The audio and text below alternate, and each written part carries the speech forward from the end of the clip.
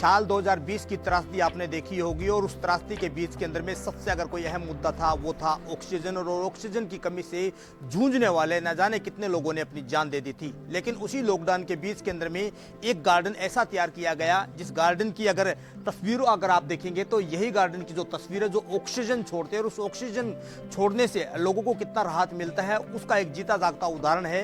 बांसवाड़ा शहर की एक बिटिया है, उसने यहाँ पर करके दिखाया है। ये छत है और छत के ऊपर में अगर आप देखेंगे तो न जाने अनगिनत पौधे यहाँ पर लगाए गए हैं, अलग अलग वैरायटी के लगाए हैं, जिनके अंदर में औषधि के भी हैं, फूलों के भी हैं और कहें तो फल फ्रूट के भी हैं और सब्जियों के भी हैं। काफ़ी यहाँ पर 7 पौधों से शुरुआत की गई थी, लेकिन लॉकडाउन की त्रासदी जैसे जैसे बढ़ती गई तो बिटिया का मनोबल भी वैसे वैसे ही बढ़ता गया। हमारे साथ के अंदर में वही बिटिया है, उन्हीं से बात करने की कोशिश करेंगे कि आखिर ये जो आइडिया है वो आया कहाँ से और इसके लिए उन्होंने कितने प्रयास किए गए। सबसे पहले आप बहुत बताइए कि आपने इतना बड़ा गार्डन तैयार कर दिया, इसके पीछे क्या हुआ? मैं लॉकडाउन के समय घर पे थी, मेरा एमबीए चल रहा था, तो मेरे पास काफ़ी समय था कि मैं कुछ अपना टाइम डेडिकेट कर सकूं। तो मैंने 7 पौधों से ये शुरुआत करी कि मैं एक गार्डन तैयार करना चाहती हूँ अपने टेरेस पे ही। तो मैंने 7 पौधों से शुरुआत करी और आज आप देख सकते हैं कि मेरे पास ऑलमोस्ट 400 से भी ज़्यादा पौधे हैं। उद्देश्य यही था कि मैं एक अच्छा कुछ गार्डन तैयार करना चाहती हूँ और प्लस ऑक्सीजन का तब हमको बहुत ज़रूरत था, तो मेरा यही उद्देश्य था। जब आपने 7 पौधे लगाए थे तो क्या लग रहा था, मन के अंदर भाव की ओर बढ़ाऊंगी? क्योंकि पौधों की केयर करना एक इंसान की केयर करने से भी बहुत ज़्यादा इम्पोर्टेंट होता है। तो शुरुआत में आपको लगता है कि नहीं हो पाएगा अब 10 पौधों से ज़्यादा, 7 पौधों से ज़्यादा, पर मेरी मम्मी का सपोर्ट था मेरे को बहुत ज़्यादा। मम्मी भी तब घर पे थी लॉकडाउन में। हम दोनों हमारा ऑलमोस्ट 4 से 5 घंटा ऊपर छत पे डेडिकेट करते थे। हम पौधे खुद ही लगाते थे, उनको हमने पेंट भी खुद से ही किया गमलों को। तो इसमें मेरी मम्मी का योगदान बहुत ज़्यादा था। को कितना समय देते थे आप?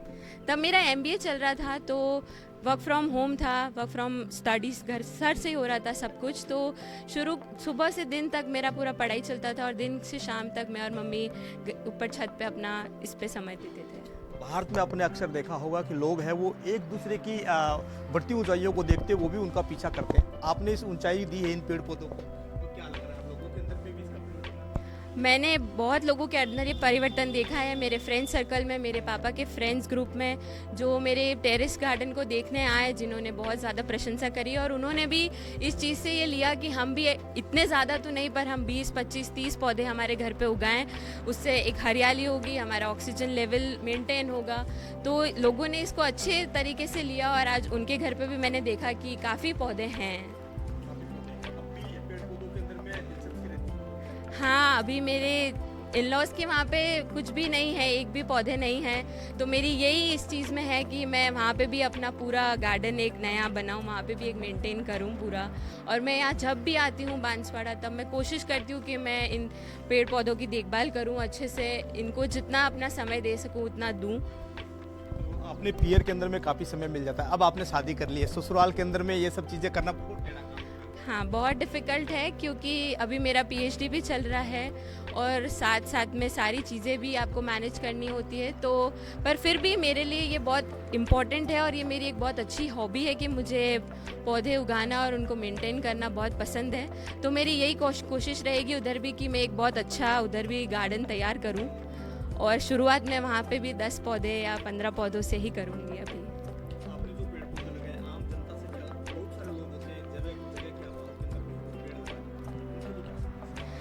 जिनके पास जगह नहीं है, जिनके पास स्कैसिटी ऑफ लैंड है, जो भी है, पर आपको थोड़ा बहुत तो कहीं पे भी अपने घर में कुछ जगह मिलती है। आप एक मनी प्लांट से शुरुआत कीजिए जो कि बॉटल में भी लग सकता है। छोटे छोटे गमले आप कहीं पे भी रख सकते हैं, आपकी घर के बाहर रख सकते हैं आप। तो आप ऐसा नहीं है कि आपको बहुत ज़्यादा जगह की ज़रूरत होती है। आप शुरुआत भले 2-3 पौधों से कीजिए।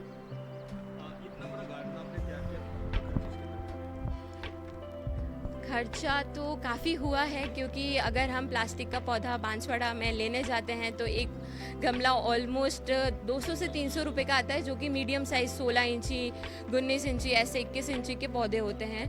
तो खर्चा तो काफ़ी हुआ है। आप पौधों को लेने जाते हो, मैं दाहोद तक गई हूँ मेरे पौधों को और उनके नीचे पॉट्स लगाने के लिए, ट्रे लाने के लिए।